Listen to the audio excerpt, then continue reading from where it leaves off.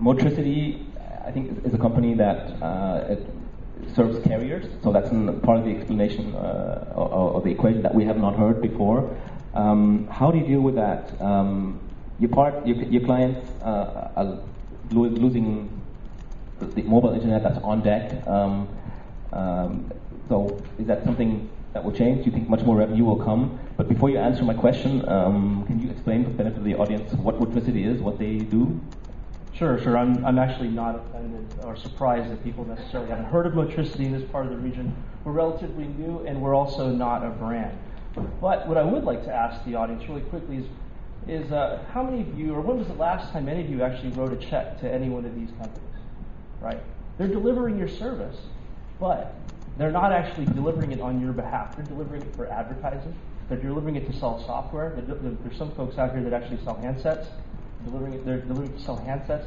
We believe that the operators are actually best positioned to deliver a highly personalized, user-centric mobile experience. Those are our customers. Those are the folks that we partner with. That's our strategy for mobile internet growth. We believe that they're positioned with the networks that we all ask them to build, right? The capabilities that they're forced to invest in, we're all taking advantage of. We're leveraging it as a part of our ecosystem, right? But in the end, the priorities are different. They're not user-centric. So what Motricity is about is to develop highly relevant user-centric mobile experiences. Okay, so going back to my question, the carriers used to have all their sites on deck, so to say, so only as a subscriber of the carrier you could look at those sites. Today that's changing. As somebody that serves carrier to a high extent, how do you deal with that? So usage is still key, correct?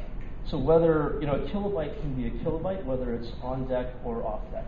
So as long as we can facilitate, an easy transfer from the user's on-deck experience, which should be highly relevant, very personalized, which actually acts like training wheels, if you will, for the mobile internet, because it's hard to search on a small screen with 9 characters on a phone.